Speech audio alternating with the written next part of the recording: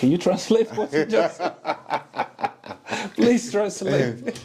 Well, what I just said is... Hello everyone, welcome to another scintillating edition with a very prominent individual right here in Almaty, Kazakhstan. My name is Francis, and tonight I have a special guest with me, Mr. Kingsley. Welcome to the studio this evening. Thank you very much. Yeah, so we'll be talking about some of his personal successes, and if there are any shortcomings, we'll talk about it. His life has been an inspiration to lots of different people, including locals in this country. Tonight we want to draw so much of his experience. We want to see how we can personalize this wealth of experience he's got and see how we can benefit from this. Again, you're welcome. Thank you very much. You are the CEO, Chief Executive Officer, Kingsley, of King's Football Academy. Yeah. You've been in this country for quite some time now, and your success redounds. Tell us about how you came about this country, Kazakhstan. Not too many people know about this. And tell us about how you actually found your way into this country. Thank you very much, Mr. Francis, for having me on your studio. And I'm really happy and overwhelmed to be here. And yeah. Concerning my experience here in Kazakhstan, before I came to Kazakhstan, I had been in neighboring countries like Kyrgyzstan and Uzbekistan, where I played professional football. I played there in Kyrgyzstan for 1 year, and also in Uzbekistan for 1 year, before I finally moved to Kazakhstan.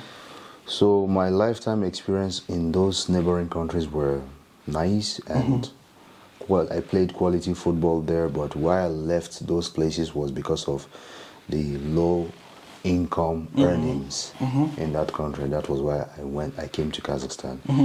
Yeah, and I have been here, and I have seen the difference between Kazakhstan and the neighboring countries, and it has been a great experience to move down to Kazakhstan. But ever since I came to Kazakhstan, I couldn't, continue my professional football. I stopped playing football due to injuries and one or two circumstances that happened. Yeah. So after me stopping professional football, I started my second profession, which is to teach English language. And I have been a teacher since I came into this country, and at the same time a soccer coach for children. And it is very interesting to combine two professions together. Right. That's right. Why we are doing it is because for us to have earned meat and try to live a better life and try to move up and have a better vision of life. That is why I'm here, and I've never regretted living here in Kazakhstan. Absolutely fantastic. Thank you very much. Kings, the CEO of King's Football Club. I have come to your training centers, and I've seen how you really want to impact these boys. You have boys of different ages, different age bracket. And something really is interesting for me, your communication with these boys. And I want to highlight the language.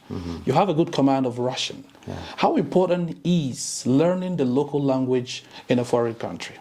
Yeah, it is very important to learn a local language in whichever country you are living. It is very important. If you can learn a language in whichever country that you're living, it will give you an upper edge. That's right. On how to live a better life without problems. Yeah, when I came into this country, I couldn't speak the language at all, but I just devoted my time. That's right. To make sure I learn it very well to have advantage on everything I do. Yeah, learning language is very important, of which it has really helped me grow in my way of living here and in my communication skills with the locals. That's right. At the same time, foreigners. And honestly speaking, I didn't go to some special centers. I was going to ask you that because one of the times I was invited by him to attend was it kind of end of the year ceremony, yeah? And I was impressed. I was motivated, I was challenged, but most importantly, I was impressed. Your communication, your articulation. The parents were there, the kids were there. You were, to me, like a politician addressing people, because it was quite interesting how a black man like me grew up in Nigeria, born and bred in Nigeria. You have a strong mastery of the language. How did you learn it, and how long did it take you to learn? Well, it took me more than 3 years to learn the language. 3 years. Yeah, and during this 3 years duration time, I didn't speak the language. I was just trying to match up all sentences, which I learned by myself, writing down words and trying to combine. So you were them. literally walking on the street with your book? Yeah. I was just walking on the street, writing down sentences, writing Seriously? down words and all that. Yeah, I didn't go to YouTube or to some language centers to learn. I did everything by myself. Then after learning, when I come home, I just try to match up every word that I learned to make sentence and start speaking with it. Okay, can you speak some Russian for our viewers to hear? Добрый вечер, уважаемые родители и телезрители Казахстана. Я очень рад, что я живу здесь. И я разговариваю с моим хороший друг и мой брат. Мы сейчас интервью друг друга и обсуждаем все, что которое происходит здесь в Казахстане. Wow. Can you translate what you just said? Please translate. Well, what I just said is, I said, good evening, ladies and gentlemen. I'm very happy to be here with my brother, Francis. We are trying to, discuss some interview, topics about how life is going on here in Kazakhstan. Fantastic. Absolutely remarkable. I'm impressed. Lots of Nigerians are flooding into this country right now. And I can tell you one of the culture shock they're going to have is the language barrier.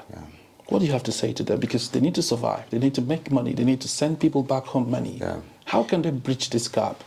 Well, learning language is all about determination. If you're determined, you can learn it. If you're not determined, you are just like trying to earn money here. It will be very difficult for you. If you're determined, it will help you to learn the language and change your orientation and make you a better person in the country Kazakhstan that you live in. That's right. But if you're just here to make money and leave, then it will be difficult for you to speak the language. So patience is very important. Yeah, patience is important. Most people that come into the country Kazakhstan, they just want to earn money and leave. So by so doing, they don't have that time and opportunity to learn and sit down to learn language properly well. But for you that you have made up your mind that you want to live here in Kazakhstan, you have to be patient, you have to devote your time and try to... Whatever it takes. Yeah, try to take everything step by step, slowly, to make sure you achieve your goals. You know, Nelson Mandela actually said, when you speak to a man in your own language, you speak to his head. But when you speak to a man in his own language, you speak to his heart. And I think you really have won the heart of a lot of parents. They trust you with their kids. They commit their kids to you. They sit at home and say, okay, you go and meet Kingsley to train you in football. Tell me, how is your relationship with these children, considering the age difference, and how do you interact with your parents? Well, first of all, I want to say that I had a very good upbringing on how to communicate with children. Important. And I also grew up with people who put me on the right track on how to communicate with elderly people and children. It really helped me to grow, of which I didn't know after my football career. And all those things I learned while I was growing up, it's begun to come. Gradually. And after stopping my football career, I said, I shouldn't just let my talent waste. I should try to impact this talent into children. Maybe about 2, 3 to 10 of them could become professional football players in the future. Not only being professional football players, but great personalities in the future. So I am trying to impact knowledge on how these children can become great people in life, not only football. I've come to your team, and some of the things you're saying, I'm a first-hand witness to that. I'm going to ask you something. Considering the very fantastic, absolutely fantastic atmosphere in your team, the chemistry, the players respect each other, and they respect you and the other coaches. What is the single most important factor in your team? Is it about discipline? Is it about talent? What do you consider the most important? Well, in my team, what is the most important in my team is how you can show each other love. Accept your teammate as as you are.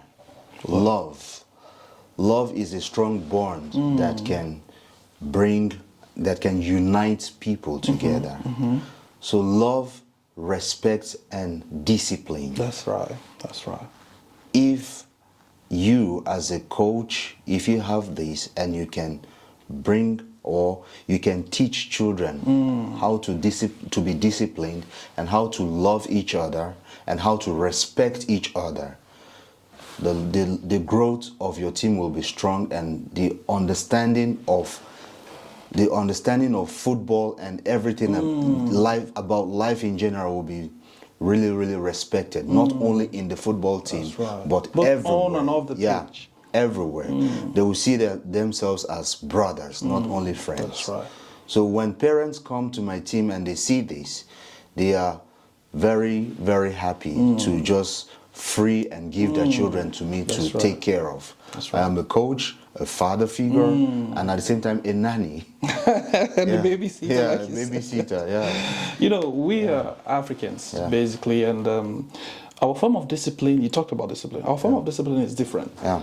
An elderly person in Africa will want to spank a child. He use what they call koboko, you know. Yeah. So how do you, considering these people have different culture, tradition, especially when it comes to training kids, how do you actually, do you koboko them? Do you lash them? No.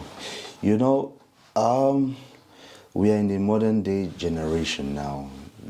Gone are the days where we were growing up, we were being spanked by our parents with koboko and all that. But now, such ways of bringing up children is like, you're like insulting. That's right.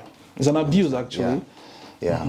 So there are better ways to bring up a child without spanking him. That's right. You can talk to that child one-on-one without anybody, interfering. You as a coach, you as a father, speak to that child one-on-one conversation. Try to make that child see the bad side of life and the good side of life. Coming to that spanking part, you don't need that. When you're trying to, you are trying to teach a child how to grow, how to become a better person.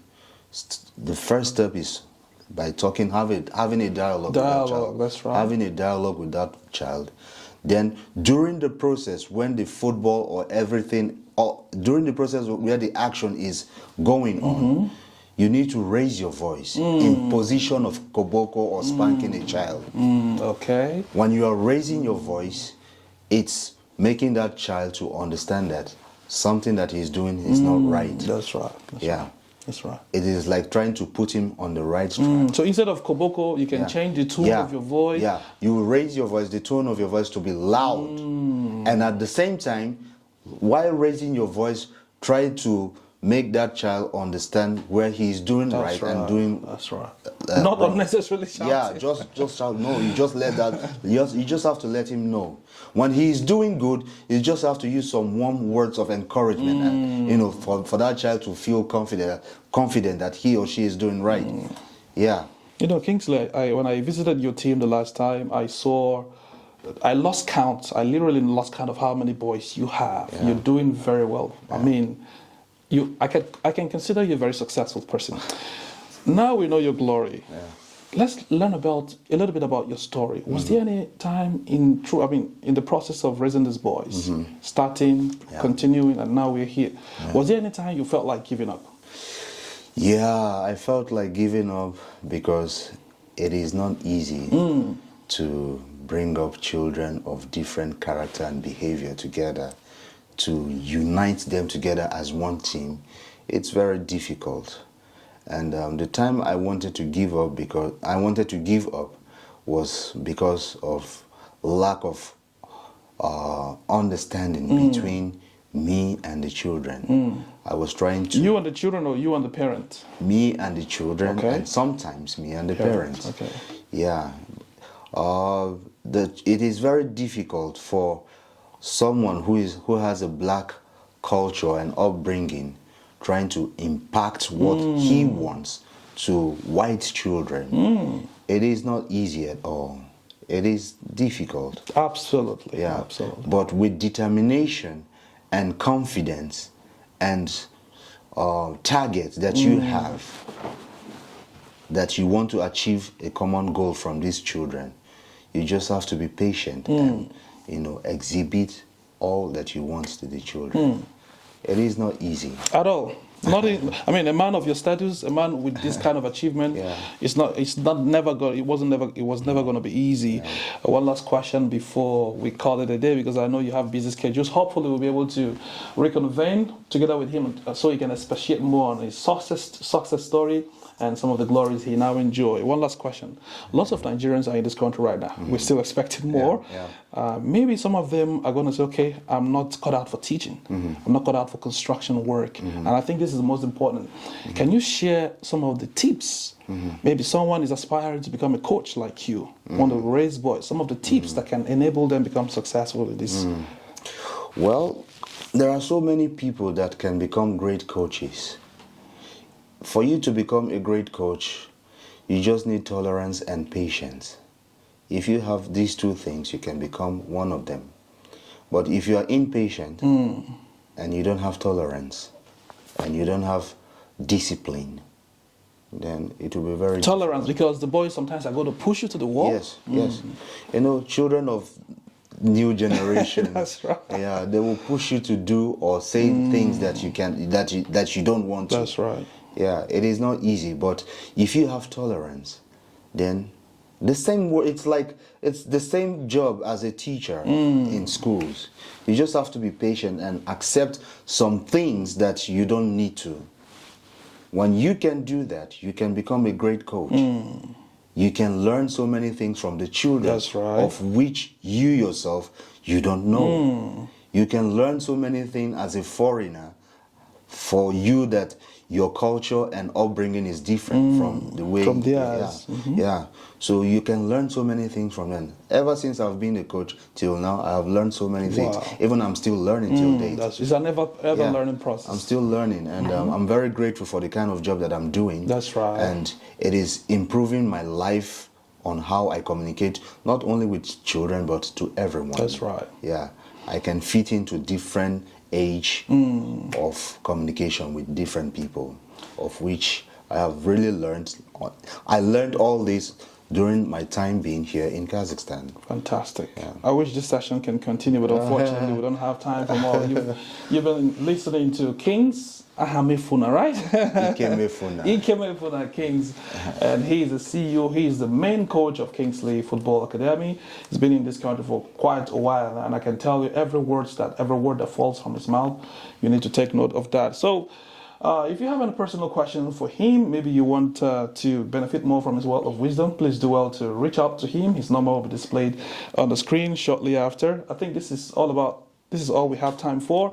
And we hope for a continuation of this session, like I said before. But for now, have a fantastic evening. Good evening.